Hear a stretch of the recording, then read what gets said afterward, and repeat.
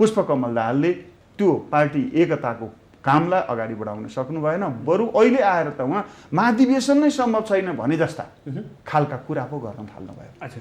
तेस्रो कुरा, सरकारलाई कहिल्यै अगाडि बढ्न नदिने, सरकारका गतिविधिलाई एउटा म्यान्डेटभित्र जान नदिने उहाँले निरन्तर छेकबारको काम गरिरहनु भयो र प्रधानमन्त्री केपी शर्मा ओलीलाई अगाडि बढ्न बार बार अवरोध गरिरहनु भयो। यस अर्थमा अब हामीले पार्टी एकताको प्रचलित जो एउटा स्थापित सिद्धान्त थियो सहमतिबाट अगाडि जाने, यो सहमतिबाट जान कठिन भएर सफोकेसन भइरहेको थियो। उहाँले एउटा आरोप पत्र भोग्नु पर्यो, जुन आरोप पत्रमा उठाइएका सवालहरू यदि फौजदारी अभियोगसँग सम्बन्धित थिए भने विद्यमान कानुन छ, त्यसमा उहाँले जाहेरी गर्न सक्नुहुन्थ्यो, उजुरी गर्न सक्नुहुन्थ्यो। विश्वास गरेर आन्दोलनलाई एकाकार बनाएर लिएर जानको लागि केपी ओलीले जुन भगीरथ प्रयास गर्नुभयो, ती भगीरथ प्रयासका यी लाक्षणिक सङ्केतहरू हुन्। उहाँले जुन गरेका प्रमाण हुन्, लाक्षणिक सङ्केत मात्रै नभनु, प्रमाण हो। यसरी प्रमाणित मात्रै होइन, उहाँले अन्तिम अवस्थामा गएर कुमलटारमा स्वयं पुष्पकमल दाहाल प्रचण्डसँग बसेर संवाद गर्नुभयो। तर आन्तरिक रूपबाट नेपाली काङ्ग्रेस त अहिलेको भन्दा अलिक पोजिसन बलियो बनाउन सकिन्छ। अब दुईवटा कम्युनिस्ट समूह नै चुनावमा जाने भएपछि त त्यो बिचबाट लाभ लिने त हामी नै हो नि भनेर उहाँहरू भित्रभित्रै त्यो त रमाइरहनु भएको छ कि। पार्टीभित्र हामीले एउटा डायग्नोसिस गऱ्यौँ। एउटा चिकित्सकले कुनै पनि मान्छेको शरीरमा डायग्नोसिस गर्दाखेरि क्यान्सरका सेलहरू देखियो भने फर्स्ट स्टेजको औषधि लगाएर निको हुन्छ। दोस्रो स्टेजको अपरेसन गर्नुपर्छ। पहिलो स्टेजको औषधिबाट काम चलेन, त्यसले गर्दा केपी ओलीले दोस्रो स्टेजको क्यान्सर हो भन्ने कुरा फाइन्डिङ गरेपछि अपरेसनको तयारी गर्नुभयो।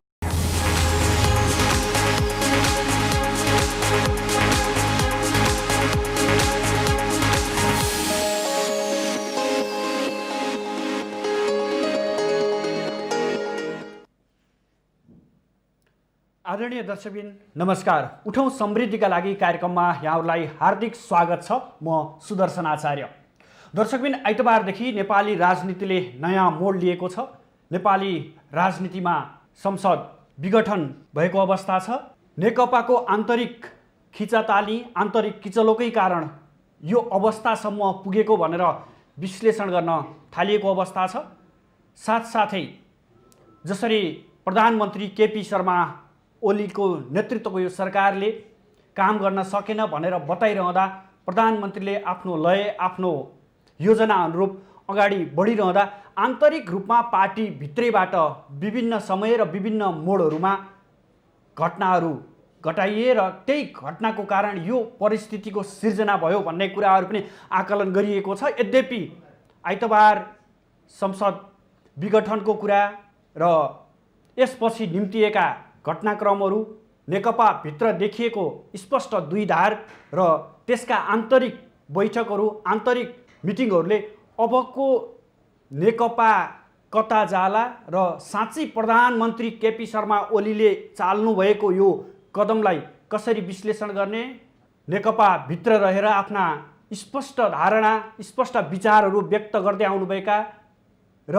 मदन भण्डारीको कार्यकालदेखि नै अहिलेसम्म नेकपा भित्रका वैचारिक विश्लेषण, वैचारिक कुराकानीलाई महत्त्वका साथ एउटा दिशानिर्देश गर्न नेकपालाई दिशानिर्देश गर्दै आउनुभएका शालीन व्यक्तित्व गुरु बराल यतिखेर हाम्रो स्टुडियोमा हुनुहुन्छ। उहाँसँग आज हामी यो अन्तर्विरोधकै कारण प्रधानमन्त्री केपी शर्मा ओलीले यो निर्णय गर्न पुग्नु भएको हो अथवा बाह्य केही कुराहरू छ, अन्तर्राष्ट्रिय केही दबावहरू पनि यहाँनिर आएका थिए, आगामी कदमहरू के हुन सक्छन्, साँच्चीकै मिति तय गरिएको यो समयमा निर्वाचन गर्न सम्भव छ अथवा प्रधानमन्त्री ओलीका अबका रणनीति के हुन सक्छन्, यो विषयमा जोडिएर हामी कुराकानी गर्नेछौँ। यतिखेर हामीसँग प्रत्यक्ष स्टुडियोमा आइसक्नु भएको छ नेकपा नेता गुरु बराल। उहाँलाई स्वागत गरौँ। स्वागत छ बरालजी यहाँलाई।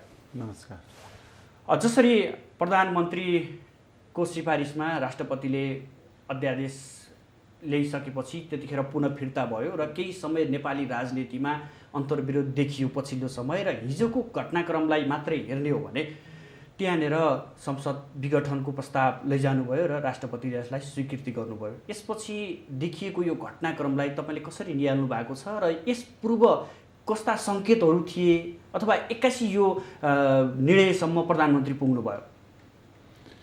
नेपाली राजनीतिमा कम्युनिस्ट आन्दोलनलाई धेरै समूह उपसमूहमा विभक्त भएको आन्दोलनलाई एकाकार गराउनको लागि हामीले एउटा ऐतिहासिक फैसला गरेका थियौँ र पार्टी एकीकरणको घोषणा गरेका थियौँ।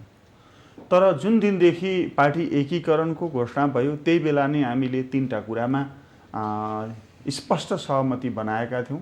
पहिलो कुरा, पार्टी एकीकरणको प्रक्रियालाई तत्काल टुङ्ग्याइनेछ, अर्थात् 1 वर्षभित्रमा टुङ्ग्याइनेछ। दोस्रो, पार्टी एकीकरणको सिद्धान्तभित्र द्वय अध्यक्षको सहमतिबाट मात्रै निर्णय हुनेछ र त्यो निर्णय द्वय अध्यक्षको हस्ताक्षरबाट मात्रै प्रमाणित हुनेछ।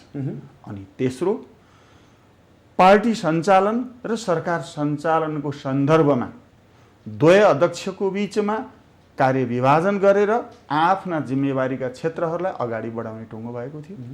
तर यो बीचको 2 वर्षको अवधिलाई निहाल्दा न एकीकरणको घोषित लक्ष्य हासिल भयो, न तल्ला तहका कमिटीहरू सबै एकीकृत रूपबाट अगाडि बढ्न सके, न 8 लाख भनिएको पार्टीको सङ्गठित सदस्यको उहाँहरूभित्रको सङ्ख्या कति हो यो सङ्ख्याको नाम नामेसी उहाँहरूले पेश गर्न सक्नुभयो। अहिलेसम्म पनि पार्टी सदस्यहरूको विवरण उहाँहरूले पेश गर्नु भएको छैन। यसको अर्थ उहाँहरूले भनिएको पार्टीको जुन सङ्गठित सदस्य सङ्ख्या हो यो कपोकल्पित थियो या यो एउटा पूर्व प्रक्षेपण गरिएको सङ्ख्या थियो। यस अर्थमा पार्टी एकताको प्रक्रिया पनि समयभित्र अगाडि बढ्न सकेन। दोस्रो कुरो, एकताको महाधिवेशन हामीले भनेका थियौँ, त्यो महाधिवेशनलाई अगाडि बढाउनका लागि स्वयं पार्टी अध्यक्ष जो सङ्गठनात्मक कामको जिम्मेवारी तोकिएको थियो, पार्टी कामको जिम्मेवारी तोकिएको थियो, आज 2 वर्ष आइपुग्दा पनि अध्यक्ष पुष्पकमल दाहालले त्यो पार्टी एकताको कामलाई अगाडि बढाउन सक्नु भएन। बरु अहिले आएर त उहाँ महाधिवेशन नै सम्भव छैन भने जस्ता खालका कुरा पो गर्न थाल्नुभयो। तेस्रो कुरा, सरकारलाई कहिल्यै अगाडि बढ्न नदिने, सरकारका गतिविधिलाई एउटा म्यान्डेटभित्र जान नदिने उहाँले निरन्तर छेकबारको काम गरिरहनु भयो र प्रधानमन्त्री केपी शर्मा ओलीलाई अगाडि बढ्न बार अवरोध गरिरहनु भयो। यस अर्थमा अब हामीले पार्टी एकताको प्रचलित जो एउटा स्थापित सिद्धान्त थियो सहमतिबाट अगाडि जाने, यो सहमतिबाट जान कठिन भएर सफोकेसन भइरहेको थियो। यही बिचमा अहिले आएर उहाँहरूले विशेष महाधिवेशनको प्रस्ताव राष्ट्रपति कहाँ पुर्याउने कोसिस गर्नुभयो। अर्कोतर्फ केपी ओलीका विरुद्धमा कथित बहुमत बनाएर कारबाही गर्ने प्रक्रिया अगाडि बढाउनु भयो र सिङ्गो एकीकृत कम्युनिस्ट आन्दोलनलाई फेरि चिरा पार्ने जुन काम थाल्नुभयो, यसका विरुद्धमा अनिवार्य एउटा कारबाही अगाडि बढाउनु जरुरी थियो, जो प्रधानमन्त्रीले अहिले गर्नुभएको छ। बाध्यात्मक परिस्थिति नै हो यो, अरुचिको गाँस हो तर बाध्यता रह्यो। अब अगाडि बढ्नका लागि एकपल्ट जनमत टेस्ट गर्नुपर्ने आवश्यकता रह्यो। त्यस अर्थमा ताजा जनादेश प्राप्तिका लागि प्रधानमन्त्रीले आज जनता समक्ष आदेश जारी गर्नुभएको छ, अगाडि बढ्नु भएको छ। अच्छा, तपाईँले यसो बताइरहँदा जसरी नेपाली राजनीतिमा नेपाली जनताहरूले पहिलोपटक नेकपालाई यति ठुलो बहुमत, स्पष्ट रूपमा बहुमत दिएका थिए र 5 वर्षको म्यान्डेट प्राप्त गरेका थिए, यो हुँदाहुँदै पनि उही पुरानै शैली, उही पुरानै राजनीति घटनाक्रम नै दोहोऱ्याउनु पर्ने अवस्था प्रधानमन्त्रीलाई किन आइपर्यो? उहाँले अन्य विकल्पहरू थिएनन् र यसलाई समाधान गर्नतर्फ? प्रधानमन्त्री केपी शर्मा ओलीले थुप्रै विकल्पहरूको बारेमा प्रयास गर्नुभयो। एउटा समकक्षी अध्यक्षबाट उहाँले एउटा आरोप पत्र भोग्नु पर्यो, जुन आरोप पत्रमा उठाइएका सवालहरू यदि फौजदारी अभियोगसँग सम्बन्धित थिए भने विद्यमान कानुन छ, त्यसमा उहाँले जाहेरी गर्न सक्नुहुन्थ्यो, उजुरी गर्न सक्नुहुन्थ्यो। कुनै अन्य कुरा भए तदनुरूप कानुन अनुसार निरूपण गर्नु पर्थ्यो। तर फगत उहाँले आरोप पत्रको सूची तयार गर्नुभयो। त्यहाँ राजनीतिक मुद्दाहरू भन्दा पनि व्यक्तिगत चरित्र र मानमर्दन गर्ने खालका कुराहरू उठाउनु भयो र त्यसैलाई उहाँले दस्तावेज भन्नुभयो। दस्तावेज त्यतिखेर हुन्छ जतिखेर दुवै अध्यक्षको हस्ताक्षर हुन्छ। अनि उहाँले एकल रूपमा त्यो अगाडि सार्नुभयो। केपी शर्मा ओलीले त्यसको राजनैतिक जवाफ दिनुभयो।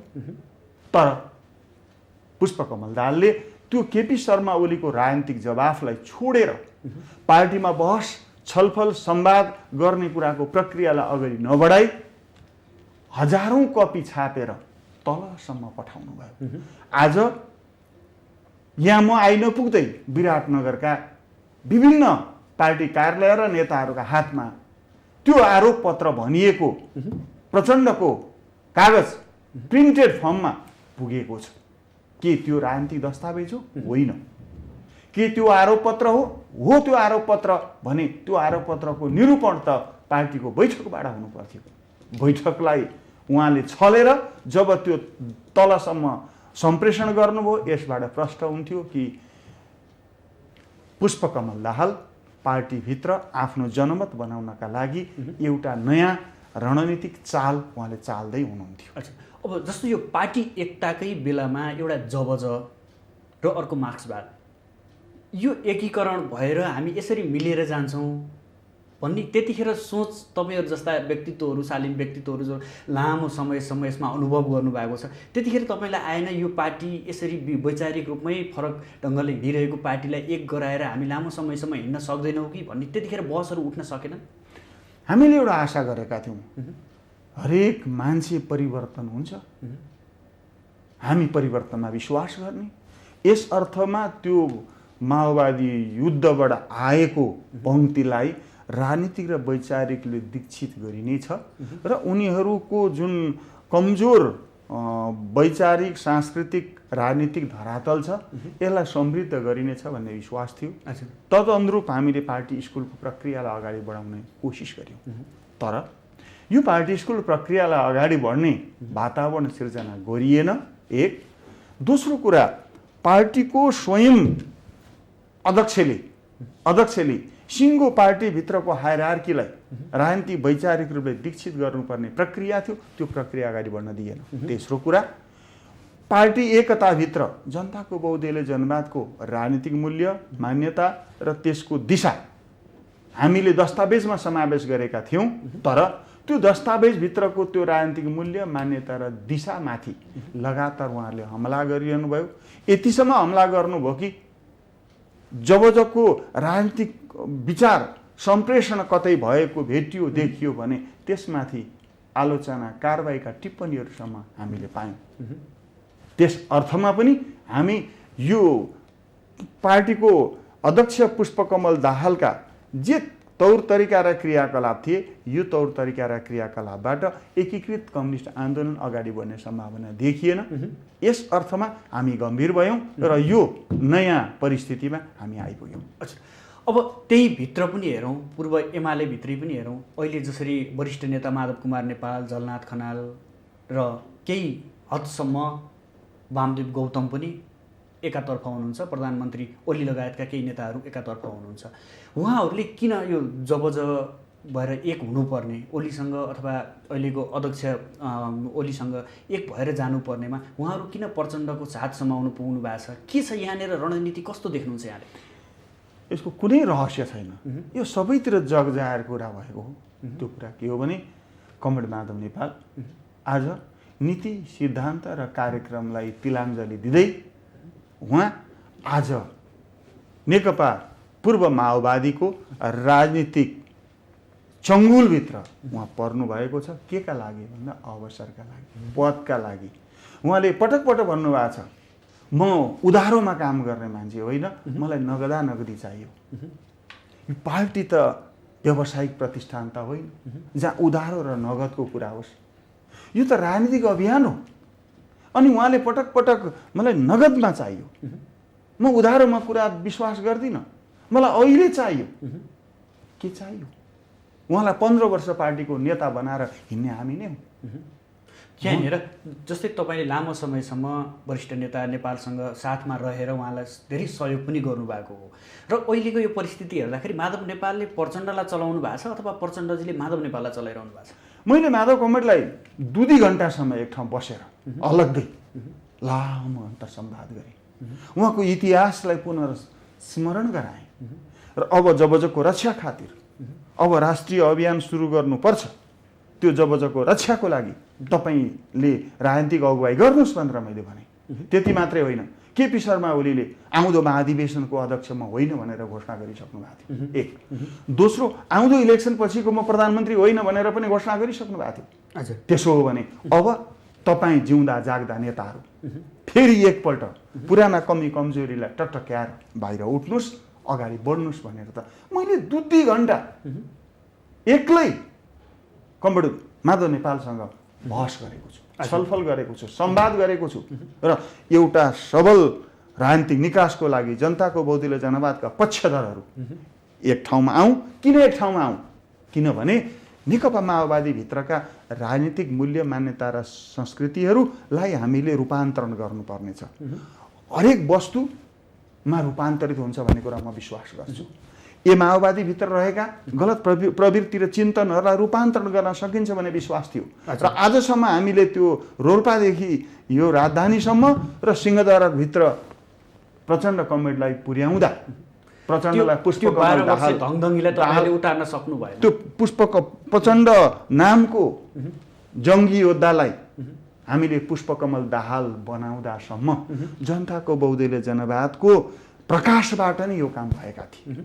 शान्तिपूर्ण आन्दोलनको कुरा हामीले गरेका थियौँ, उहाँ त्यसमा सहमत हुनुभएको थियो। बहुदलीय प्रतिस्पर्धाको कुरा गरेका थियौँ, त्यसमा उहाँ सहमत हुनुभएको थियो। यो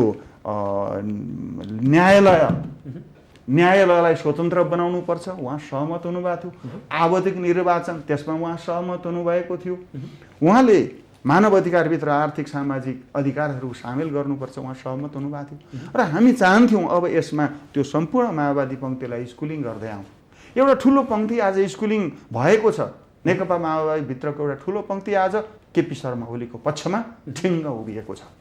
अब हामी यो पूर्व माओवादीको एक ढिक्का छ, म त्यो विश्वास गर्दैन। त्यहाँभित्र ठुलो पङ्क्ति, इमान्दार पङ्क्ति, परिवर्तनप्रति निष्ठा भएको पङ्क्ति आज केपी ओलीको पक्षमा ठिङ्ग उभिएको छ र एकाकार हुँदैछ भने केही अवसरका लागि व्यावसायिक चिन्तन राखे जस्तो गरेर सौदा गर्ने जुन प्रवृत्ति माधव नेपालभित्र रहेको थियो त्यो प्रवृत्ति आज परास्त हुँदैछ। नेपालका कुरा उठाउँदै गर्दा खनाल र गौतमलाई पनि यहाँनिर हामी प्रसङ्ग उठाउनै पर्छ। उहाँहरूको भूमिका के देख्नु भएको छ? यो पछिल्लो समय उहाँहरूले गर्न खोज्नु भएको छ के? यहाँनिर कहाँनिर उहाँहरू चुक्दै हुनुहुन्छ अथवा उहाँहरू घुमिरहनु भएको छ आफै? म अहिले कमरेड वामदेव गौतमको बारेमा धेरै टिप्पणी गर्न चाहन्न। मेरो एउटै टिप्पणी छ, उहाँले एकपल्ट निर्वाचन हारिसकेपछि 5 वर्ष धैर्यतापूर्वक प्रतीक्षा गर्नु पर्थ्यो, फेरि अर्कोपल्ट जनअनुमोदन भएर आउनु पर्थ्यो। तर बिचबाट कुनै झ्यालबाट छिर्ने जुन कोसिस भयो, यो वर्तमान हाम्रो संविधानको मर्मर भावना विपरीत थियो। एक झलनाथजीले त पार्टीको परिचय नै हराइसक्नु भएको थियो, लिङ्गविहीन पार्टी बनाइसक्नु भएको थियो। अहिले उहाँको बारेमा धेरै चर्चा गर्नु आवश्यक छैन। उहाँ एकजना शालीन पाको नेता हुनुहुन्छ, हामी उहाँलाई आदर गर्छौँ। तर अहिलेको राजनीतिक घटनाक्रममा उहाँ एउटा गणितको कारक चाहिँ बनिदिनु भयो। किनभने 5 सङ्ख्या पुर्याउनको लागि कमरेड वामदेवको पनि भूमिका रह्यो, कमरेड झलनाथ खनालको पनि भूमिका रह्यो, कमरेड माधव नेपालको पनि भूमिका रह्यो। तर यो जम्मैभित्र नारायण काजी किन आज भिटोबाट लाग्नु भएको छ? किनभने गोर्खाबाट निर्वाचन हारेको मान्छे आज राष्ट्रिय सभामा पुग्नु भएको छ। वामदेव गौतम किन भिटोबाट लाग्नु भएको छ? किनभने निर्वाचन हारेको मान्छे फेरि राष्ट्रिय सभामा कुनै न कुनै ढङ्गले पुग्नु भएको छ। अनि उहाँहरूलाई अवसर दिने त प्रधानमन्त्री केपी शर्मा ओली नै हो नि। उहाँकै विश्वास गरेर आन्दोलनलाई एकाकार बनाएर लिएर जानको लागि केपी ओलीले जुन भगीरथ प्रयास गर्नुभयो, ती भगीरथ प्रयासका यी लाक्षणिक सङ्केतहरू हुन्। उहाँले जुन गरेका प्रमाण हुन्, लाक्षणिक सङ्केत मात्रै नभन्नु प्रमाण हो। यसरी प्रमाणित मात्रै होइन, उहाँले अन्तिम अवस्थामा गएर कुमलटारमा स्वयं पुष्पकमल दाहाल प्रचण्डसँग बसेर संवाद गर्नुभयो। अब यो तपाईँको आरोप पत्र फिर्ता लिनुहोस्, यो मृत्यु पत्रमाथि छलफल हुन सक्दैन र म त्यस बैठकमा जान्न भनेर उहाँले त्यही भनिसक्नु भएको। यो बिचमा यो संयुक्त रूपमा प्रस्ताव पनि लैजाने कुराकानी पनि थियो नि, त्यो कहाँनिर तुइयो, त्यो किन हुन सक्छ? हामीले भगीरथ प्रयत्न गरेका थियौँ। हामीले पुष्पकमल दाहालका केही राजनीतिक असन्तुष्टिहरू जे छन्, अरू अरू अरू कुरा होइन, राजनीतिक असन्तुष्टिहरू जे छन् त्यो कुरालाई समावेश गरौँ एक, र केपी शर्मा ओलीले प्रधानमन्त्रीको तर्फबाट जुन एउटा राजनीतिक जवाफ दिनुभएको थियो त्यो कुरालाई समेत समावेश गरेर एउटा एकीकृत दस्तावेज बनाऊँ र त्यो दस्तावेज नै आजको लागि भावी अब कार्यदिशा बनोस् भनेर हाम्रो प्रयास थियो। त्यो हाम्रा सबै प्रयासहरू पुष्पकमल दाहालको अडान र जिद्दीको कारण त्यसै तुइयो। जस्तो दुई पाइलटले हाँकेको जहाज, उडाएको जहाज भन्दाखेरि त्यतिखेर जति आम नेपालीहरू खुसी भएका थिए, अबको यो 5 वर्ष सरकार टिक्छ, यसबाट केही परिवर्तन हुन्छ भन्ने सोचिरहेका थिए। पाइलट कता कता बिचमै पुगेर धुलमुलाइसकेको अवस्था छ। यहाँनिर प्रधानमन्त्रीको किचन क्याबिनेटको पनि भूमिका छ, त्यहीँनिरबाटै प्रधानमन्त्रीलाई असहयोग भयो भन्ने टीका टिप्पणीहरू पनि त उठ्ने गर्छन्। होइन, सबभन्दा पहिला पाइलटले कम्पास राख्नुपर्छ। कम्पास बिनाको यात्रा त्यो बादलभित्र हराएको जहाज हुन्छ। आज केपी शर्मा ओली र पुष्पकमल दाहालको संयुक्त जुन कमान्ड थियो पाइलटमा, त्यसमा पार्टी एकता गर्दा निश्चित कम्पास थियो र त्यो दिशाबाट अगाडि जाने भन्ने निष्कर्ष थियो। तर जब विदेशी शक्तिहरू खेल्न थाले, केपी शर्मा ओलीले जब देशको राष्ट्रियताको सन्दर्भमा पश्चिमको जब नेपालको गुमेको नक्सा जारी गर्नुभयो, त्यो नक्सा जारी गरिसकेपछि केही विदेशी शक्ति केपी शर्मा ओलीसँग टक्कर लिनका लागि अब के गर्नुपर्छ भन्ने तयारीमा थिए। यही बिचमा उनीहरूले विभिन्न डिजाइनहरू बनाउन थाले। दक्षिणका शक्तिहरूले नेकपाको सरकार र खास गरी त्यसमा पनि केपी ओली नेतृत्वको सरकार अब निरन्तर कायम रह्यो भने हिजो नेपालका राजनेताहरू, मन्त्री, प्रधानमन्त्रीहरू दिल्ली धाउँथे। दिल्ली धाएर नै कुनै छलफल हुन्थ्यो। तर आज सबै नेपालीलाई थाहा छ दिल्ली काठमाडौँ धाउन थालेको छ। केपी ओलीसँग टक्कर लिने अब एउटा सामर्थ्य भएको हुनाले नै राष्ट्रियतालाई सम्वर्धन गर्नको लागि, प्रवर्धन गर्नको लागि केपी ओलीको चट्टानी अडानमा आज भारत पनि अलिक नयाँ ढङ्गले नगइकन हुँदैन भनेर केपी ओलीलाई कमजोर बनाउनको लागि अब को प्रोजेक्सन गर्दा केपी ओलीलाई कमजोर बनाउन सकिन्छ भनेर जाँदा अब नेपाली काङ्ग्रेसभित्र कसैलाई प्रोजेक्सन गरौँ, सङ्ख्या छैन। अरू कुनै राजनीतिक शक्तिभित्र त्यो चिज सम्भावना खोजौँ, त्यहाँ पनि छैन। त्यसले गर्दा त्यो नेकपाभित्र नै त्यो प्रयास गर्नुपर्छ भनेर यो पात्रहरूको खोजी भयो र जुन पात्रहरूको खोजीबाट चाहेर नचाहेर अहिले कमरेड माधव नेपाल म यो कुरामा कतै संलग्न छैन भन्नु होला, अहिले प्रचण्ड पुष्पकमल दाहाल म यो कुराबाट निखरा छु भन्नु होला, तर इतिहासले प्रमाणित गर्नेछ। अहिलेको परिणामले देखाइसक्यो अब नेपालमा भएको एउटा कम्युनिस्ट सरकारलाई कमजोर बनाएर जुन झार्ने काममा स्वयं प्रचण्ड र माधव नेपाल, झलनाथ खनालहरू जो लाग्नुभयो, यो ऐतिहासिक रूपबाट भुल गर्नुभएको छ। दक्षिणपन्थीहरूलाई माथि उठाउनको लागि र नजिकका शक्तिहरू जो नेपालको राष्ट्रियतालाई कमजोर बनाउने जुन शक्ति छ त्यो शक्तिलाई बलशाली बनाउनको लागि नै खेतीपाती गरेको हुनाले त्यसको जवाफ ईँटको जवाफ पत्थरले दिनुपर्ने बाध्यता आयो र केपी ओलीले यो कदम चाल्नु। अच्छा, तपाईँले यो प्रसङ्ग उठाउँदै गर्दा दक्षिणबाट पछिल्लो समय व्यापक रूपमा दौडधुप चर्किएको थियो। प्रधानमन्त्री ओलीसँग प्रत्यक्ष कुराकानी पनि भएको थियो यो बिचमा त सम्बन्ध सुधार भयो, उनीहरूले सकारात्मक सन्देश लिएर गए भनिएको थियो। कता कता उनीहरू फुटाउनकै लागि नेकपालाई दुईटा बाटोमै देखाउनकै लागि उनीहरू आएका हुन् त? उसको कुरा त्यस्तो होइन। दक्षिणबाट जे प्रयासहरू भए यो भित्र एउटा औपचारिक प्रयासहरू भए जो चाहिँ प्रधानमन्त्री केपी शर्मा ओलीसँग पनि संवाद भयो, मोदीका सन्देशहरू आए। त्यसपछि फेरि हाम्रो परराष्ट्र मन्त्रीसँग सन्देश के थियो? परराष्ट्र मन्त्रीसँग संवाद भयो। भनाइको अर्थ भारतले आफ्ना छिमेकी पाकिस्तानसँग उसको सम्बन्ध तितो छ, बङ्गलादेशसँग पनि सुमधुर छैन। यही बिचमा अहिले आफ्नै गणराज्यभित्रको सिक्किम पनि अलिक नयाँ ढङ्गले असन्तुष्टि जाहेर गरिरहेको छ।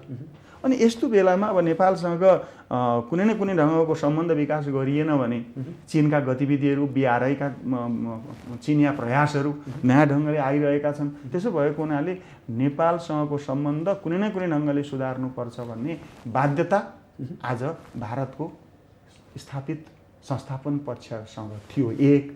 तर दोस्रो साइड बाई साइड भारत एक एउटा मात्रै विकल्पहरू बसेर हिँड्दैन, ऊ अनेक विकल्पहरूलाई खेलाउँछ। साइड बाई साइड केपी ओलीलाई कमजोर बनाउन पाइयो र कम्युनिस्टहरूभित्रै अलिकति नरम प्रधानमन्त्री ल्याउन पाइयो भने त भारतप्रति ऊ लोयल हुन्छ। हिजो दिल्ली सम्झौता उतै भएको छ, त्यसको गुण पुष्पकमल दाहालले तिर्नु छ। त्यसो भएपछि हिजो हतियार पनि उतैबाट ल्याएको थियो भनेपछि जहाँबाट दाना पानी हिजो प्रयोग भएको थियो, ल्याइएको थियो, अहिले उसप्रति त लोयल हुनु अनिवार्य छ पुष्पकमल दाहालले।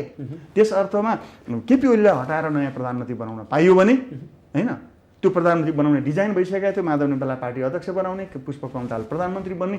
त्यो डिजाइनभित्र भारत सनै यो केपी ओली विरुद्धको एउटा नयाँ सरकार बनाउने तयारीमा थियो, जुन सरकार दक्षिणपन्थी भारतको प्रभावभित्रको सरकार बन्ने थियो र देशको राष्ट्रियता कमजोर बनाउने खेलमा भारत जो लागेको थियो त्यसमा चाहेर नचाहेर, जानेर नजानेर नेपालका यी राजनीतिक कर्मीहरू र ध्रुवले पनि काम गर्यो र यो दुःखद अवस्था। यहीँनिर आइतबारकै घटनाक्रमलाई हेर्ने हो भने अविश्वासको प्रस्ताव पनि लैजाने तयारी गरिएको, लगिएको, त्यहाँ दर्ता गरेको पनि देखिएको छ।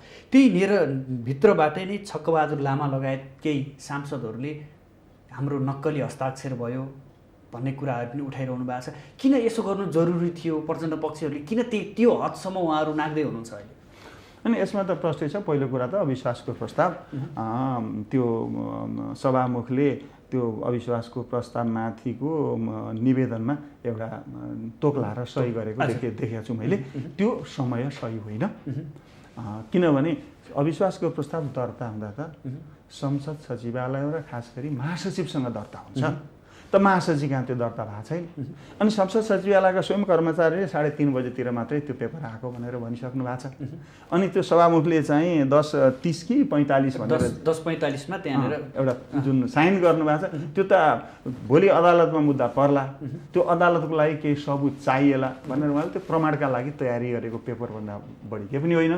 जब राष्ट्रपतिले संसद विघटनको औपचारिक घोषणा गर्नुभयो त्यसपछि मात्रै यो प्रिकसनका मेजर्सहरू अपनाउन खोजिएको देखिन्छ। यो सब फरेब र झुटो कुरा हो। हजुर, अनि यो छक्कबहादुर लामा लगायत केही सांसदहरूले यो हामीलाई जबरजस्त गर्न खोजियो भन्ने उहाँहरूले पनि व्यक्त गरिरहनु भएको छ। यो भनाइलाई तपाईँले कसरी लिनुहुन्छ?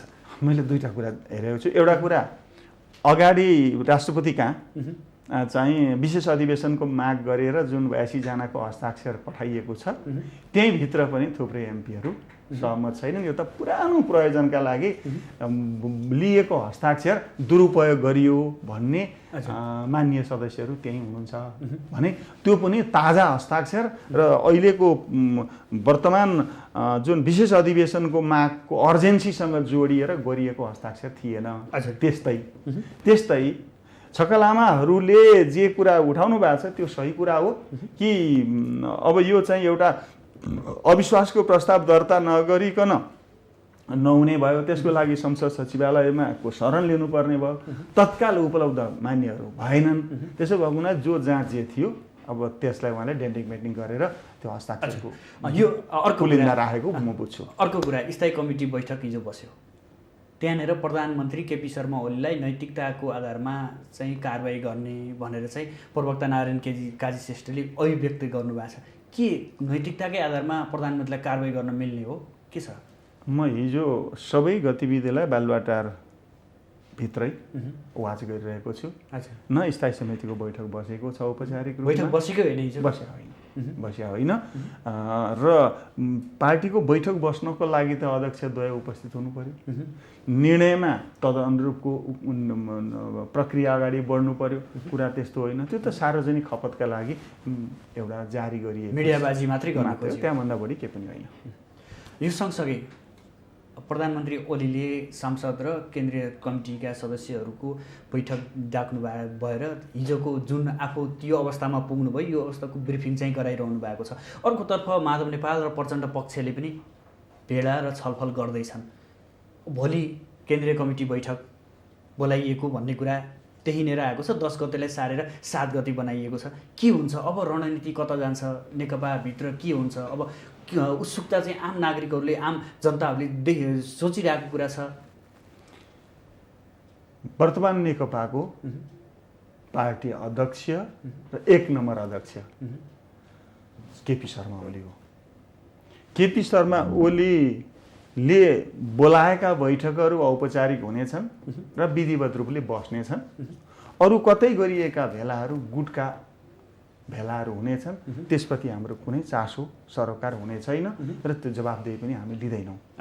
अध्यक्ष केपी शर्मा ओलीले पार्टी बैठक बोलाउनु हुनेछ, पार्टीमा आवश्यक निर्णयहरू हुनेछ र अगाडि बढ्नेछ। भोलिको केन्द्रीय कमिटी बैठक के हुन्छ? भोलिको केन्द्रीय कमिटीको बैठक बोलाएकै छैन। त्यो केन्द्रीय कमिटीको बैठक हामीले बुझेको केन्द्रीय कमिटीको बैठक 10 गते हो। 10 गते हो। यता कसले यो फरमान जारी गर्यो, त्यो फरमान जारी गर्ने आदेशक मैले बुझेको छैन। बेवारेसी फरमानमा होइन कोही केन्द्रीय कमिटीका सदस्यहरू जान सक्दैनन् र त्यस किसिमको कुनै भेला त अस्ति पेरिस डाँडामा भेला भएकै हो नि। पेरिस डाँडामा 1 नम्बर प्रदेशका सबै नेताहरूलाई भेला गरेर स्वयं पुष्पकमल दाहाल र माधव नेपाल अनि झलनाथ खनालले आदेश गरेको होइन। त्यो पार्टीका अन्तत भेला भए ल अरू कतै होटलमा भेला भयो होला नि, कतै सामुदायिक भवनमा भेला भयो होला नि, कतै अन्त भेला भयो होला नि। तर पार्टीको औपचारिक कार्यालय अहिले जम्मा हाम्रा कार्यालय भनेका औपचारिक 2टा छन्। एउटा कार्यालय हाम्रो धमराईमा छ, अर्को कार्यालय हाम्रो पेरिस डाँडामा छ। यो 2टा जुन औपचारिक कार्यालयहरू हुन्, त्यो औपचारिक कार्यालयभित्र नै मान्छे बोलाएर जब पुष्पकमल दाहालले विद्रोहको अपिल गरेको म बुझ्छु, त्यो यो केपी शर्मा ओलीका विरुद्ध विद्रोहको जुन अपिल गर्नुभयो, माधव नेपालले त्यसमा ठप्पा लाउनु भयो, झलनाथ खनालले त्यसमा सही थाप्नु भयो। अब के बुझ्ने? पार्टी एकता ब्रेक गर्ने कुराको प्रक्रियाको थाल्ने पेरिस डाँडामा बसेर स्वयं नेताहरूले गरिसक्नु भएको छ। त्यसो भएको हुनाले त्यसको प्रतिवाद मात्रै पार्टी अध्यक्ष केपी शर्मा ओलीले गरेको मैले बुझेको छु। उहाँहरूले पहिला नै त्यो घोषणा गरिसक्नु भएको थियो। अब अर्को कुरा नि, यो सर्वोच्चमा उजुरी दिने, निवेदन हाल्ने कुरा पनि उठिरहेको प्रसङ्ग छ। अब के हुन्छ? यो संसद विघटन फेरि फिर्ता आउँछ सम्भावना के देख्नुहुन्छ यहाँले? सर्वोच्चले यसलाई सदर गर्ला अथवा फेरि बदर गरेर चाहिँ उल्टाइदेला? होइन, एउटा लोकतान्त्रिक संविधान अन्तर्गत निर्वाचित भएको प्रधानमन्त्रीले म फ्रेस म्यान्डेट लिन्छु भनेर जो राष्ट्रपति समक्ष जानुभएको छ र अहिले राष्ट्रपतिले त्यसलाई सदर गरिदिनु भएको छ। लोकतन्त्रमा फ्रेस म्यान्डेटको कुरा सर्वस्वीकार्य कुरा हो, यो विश्वव्यापी मान्यता हो। संसारमा यस्ता अभ्यासहरू भएका छन्। फ्रेस म्यान्डेट लिने कुरा न तानाशाहतर्फ उन्मुख हो, न यो अराजकता हो। राजक पद्धतिबाट राजक सीमाहरूभित्र फ्रेस म्यान्डेट लिने कुरा स्वाभाविक र यो चिजप्रति केपी शर्मा ओलीले जुन जवाफदेही लिने जुन जिम्मेवारी बोक्नु भएको छ, यो सही छ। अदालतमा जहाँसम्म यसका प्रश्नहरू उठ्ने कुरा छ, ठिक छ, सम्मानित अदालतमा बहस हुनेछ, छलफल हुनेछ र विगतमा पनि यस खालका घटनाहरू घटेका छन्। यो कुनै नयाँ घटना होइन। नजिरहरूले पनि केही कुरा बोलेको छ। त्यसो भएको हुनाले मलाई लाग्छ यो पार्टी अध्यक्ष मात्रै होइन, यो मूलतः प्रधानमन्त्रीको आफ्नो अधिकारको कुरा हो, जसलाई प्रयोग गरेर उहाँले फ्रेस म्यान्डेट लिन खोज्नु भएको छ। यो सर्वोच्च अदालतले, सम्मानित अदालतले तलबितल गर्छ भन्ने मलाई विश्वास छैन र अहिले अदालतको व्यवस्थाभित्र अथवा अदालतको विधिको प्रक्रियाभित्रको कुरालाई अहिले मिडियाबाट चर्चा गर्नु पनि उपयुक्त हुन्न भन्ने मलाई लाग्छ। यो सँगसँगै जस्तै 7 जना क्याबिनेटका मन्त्रीहरूले राजीनामा दिनुभएको छ। अब प्रधानमन्त्रीलाई काम गर्नको लागि अब झन् असहज परिस्थिति देखा पर्ने होइन? त्यस्तो असहज परिस्थिति पर्दैन, किनभने यो त लोकतान्त्रिक अभ्यासभित्र जसलाई त्यो भर्डिक मुन परेन, जनमतमा जाने भर्डिक मुन परेन, उहाँहरू अहिले राजीनामा दिएर फर्किनु भएको छ। उहाँहरूको त्यो आफ्नो स्वतन्त्रताको कुरा हो, त्यसलाई म सम्मान गर्छु। अब प्रधानमन्त्री ओलीसँग एउटा सिङ्गो क्याबिनेट छ। अब विकल्पहरू के रहन्छन्? अब सिङ्गो क्याबिनेट छ, उहाँले निर्वाचनको प्रक्रियालाई अगाडि बढाउनुहुन्छ। हिजो नै निर्वाचन आयोगसँग बसेर छलफल गरिसक्नु भएको छ। हिजो नै सुरक्षा प्रमुखहरूसँग बसेर छलफल गरिसक्नु भएको छ र यथासमयमा निर्वाचनको प्रक्रिया अगाडि बढाउनको लागि आवश्यक तयारीको काम सुरु भइसकेको छ। अब यो तयारीमा राजनीतिक पार्टीहरू सबै लाग्नेछन्। केही दिनसम्म आपत्ति विरोध टिप्पणी हुनेछ यो होइन। अहिले पनि भर्खरै म त्यो माइतीघर मण्डलाबाट आएको, त्यहाँ एउटा पार्टीका केही झन्डा बोकेका साथीहरू उफ्रेर केही नारा लगाइरहनु भएको थियो होइन। यस्तो केही दिन हुन्छ, केही बौद्धिक क्षेत्रबाट केही दिन यसको क्रिया प्रतिक्रिया बहस पैरवी हुन्छ। तर फाइनल्ली केपी ओलीले म जननिर्वाचित प्रधानमन्त्रीको हैसियतले म निर्वाचनमा जान्छु भनेर जान खोज्दा कतै कसैले रोक्नु आवश्यक छैन। सबै निर्वाचनमा सहभागी हौँ, जनताको भर्डिक प्राप्त गरौँ, ताजा जनादेश लिएर फेरि शासनलाई अगाडि बढाउँ भन्ने नै हो। त्यसो भएको हुनाले यसमा कुनै अन्य अलमल छैन र त्यो क्याबिनेटका केही मन्त्रीहरू घटे भन्दैमा यो अब जम्मी हामी वैशाख 17मा आइपुग्न त हामीलाई आज झनै त माघको पहिलो हप्ता त बितिसक्यो। 130 दिनको समय अवधि अझै पनि त्यति मात्रै छ। अब यो बिचमा त्यो क्याबिनेटले आफूलाई अगाडि लान्छ, परिणाम निकाल्छ। हजुर, यही बिचमा के पनि भनियो भने सडकमा राजतन्त्रवादीहरू राजावादीहरू पनि सडकमा निस्किए भनियो। अर्कोतर्फ आजैको कुरा प्रसङ्गलाई उठाउने हो भने प्रमुख प्रतिपक्षी दल नेपाली काङ्ग्रेसले सर्वदलीय बैठक भनेर दिउँसो 4 बजे आह्वान गरिरहेको छ। कसरी हेर्ने यो राजावादीहरूले जे कुरा उठाइरहेका छन् त्यो कुरा अहिले भर्खरको होइन, केही समय अगाडिदेखि त्यो निरन्तरता हो। यो घटनाक्रमले उनीहरूलाई अलिकति मौलाउनको लागि वातावरण पनि देला। तर कुरा के हो भने राजावादी भनेर जो भनिएको छ नि तिनीहरू संविधानवादी होइनन्, किनभने संविधानमा राजा छैन।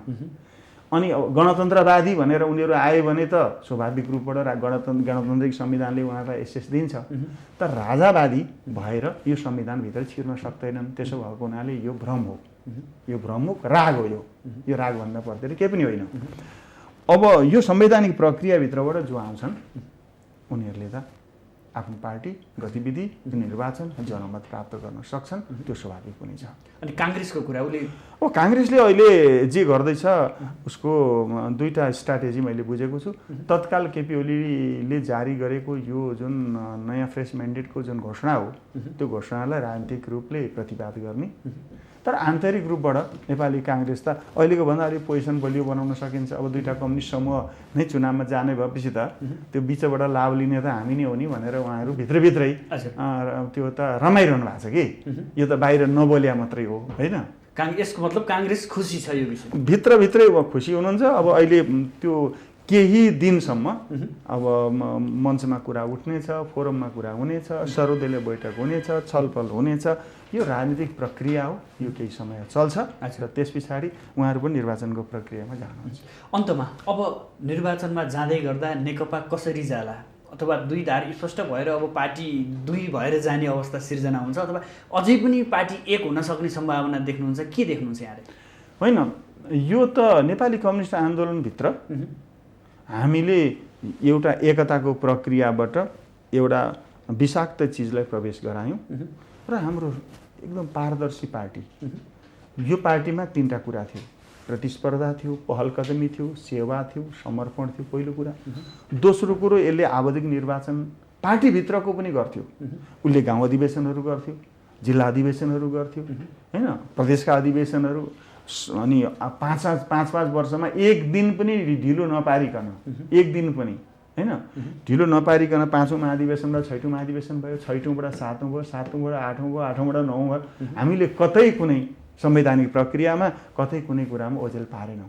तर अहिले नै पार्टी एकता महाधिवेशन गर्ने भनेर भनिएको छ, अहिलेसम्म पार्टी एक भएको छैन र महाधिवेशनको प्रक्रिया प्रवेश गरेको छैन। त्यसो भएको हुनाले हामी महाधिवेशनको प्रक्रियालाई अगाडि बढाएर पार्टीलाई सुदृढ बनाउन चाहन्छौँ पहिलो कुरा। दोस्रो कुरा हामी सबैलाई एकाकार बनाएर लिएर जान चाहन्छौँ। बृहत्तर पार्टी एकतालाई अगाडि बढाउन चाहन्छौँ।